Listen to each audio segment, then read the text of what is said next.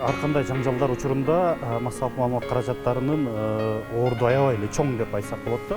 Ошол эле учурда жаңжалдарды басаңдатууга же болбосо андан ары күчөтүп жиберүүгө дагы орду аябай эле чоң. Болгон бир гана маселе бул жерде расмий катталган массалык маалымат каражаты менен жөн гана социалдык тармактарда тараган маалыматтарды айырмалай билүү же болбосо бир медиа сабаттуулуктун коомчулукка жетишпей жаткандыгы бир аз өкүндүрөт.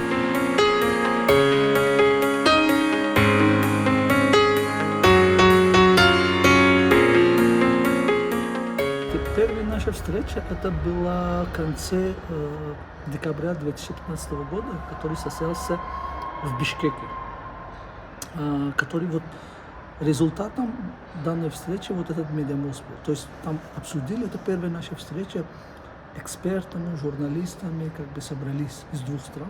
Из Таджикистана приехали, очень большая делегация была. И в Бишкеке из Баткента приехали, и в Бишкеке как бы мы уже начинали об этом рассказать, именно о той ситуации, которая в тот момент происходила на границе. В результате этой встречи потом у нас в социальных сетях открылась такая группа, которая называлась «Медиамост». Эта группа очень давно работала. Цель этой группы была такова, что во время, если конфликты будут, или если, например, когда журналист из двух стран хочет готовить материал о двух, скажем, тех местах, которые находятся в приграничных районах, они готовили совместный материал. Даже во время, когда происходили конфликты. То есть не было как бы такого, что материалы как бы однобоком вышли. И у нас были такие опыты, которые совместно с Кыргызстаном и с Таджикистаном материалы готовились. Даже не во время конфликта, это только позитивные журналистики были. Во время даже конфликта, даже между собой, через мессенджеры, через эту данную группу начиналась беседа, друг друга отправили информацию, диалог, да, отправили информацию, и в итоге как бы они подготовили совместный материал. Это все к чему было, чтобы было, не была как бы дезинформация, наоборот, была как бы проверенная информация. Думаю, вот это тоже было бы хорошо, если сейчас тоже бы продолжалось такие материалы, чтобы больше всего народ же пострадает. Они узнали об этом, правду, получили достоверную информацию, проверенную информацию.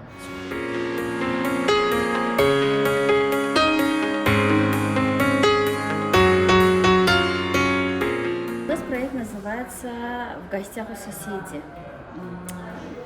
Проект направлен на усиление диалога между молодежью Кыргызстана, Таджикистана и Узбекистана.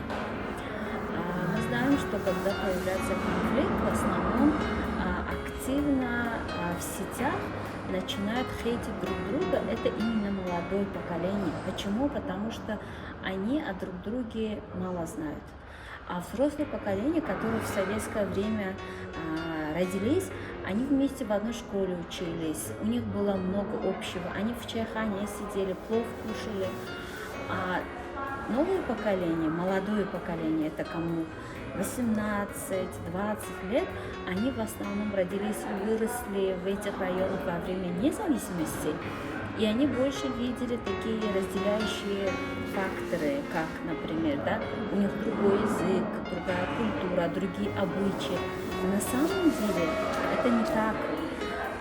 Вот этот центральноазиатский регион, именно Ферганская долина, это, можно сказать, все мы одинаковы.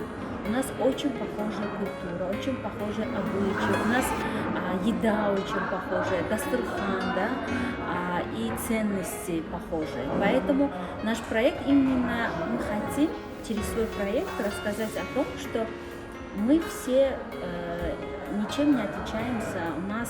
У каждого есть семья, у каждого есть семейные ценности, традиции. Именно наш проект направлен на укрепление диалога между тремя молодежи трех стран Ферганской части долины. Я в составе команды которые 3 страны, это Таджикистан, Узбекистан, Кыргызстан, и у нас проект подразумевает создание видеоматериалов по вопросам, связанным с межнациональными браками в трансграничных областях. Это границы Узбекистана, Таджикистана, Кыргызстана. И нам предстоит выпустить такие материалы, направленные на укрепление диалога между жителями приграничных районов. Сейчас это очень важно, потому что, как говорят более взрослое поколение, что мы в одной чайхане чай пили, наши предки на общем кладбище похоронены. Поэтому очень важно сохранить вот это вот добрососедские отношения, дружбу, толерантность, потому что нас очень многое связывает. Родственные связи, экономические связи, культурные, религиозные, языковые. Мы друг друга понимаем, мы друг к другу хорошо относимся. И вот поэтому мне очень нравится этот наш проект.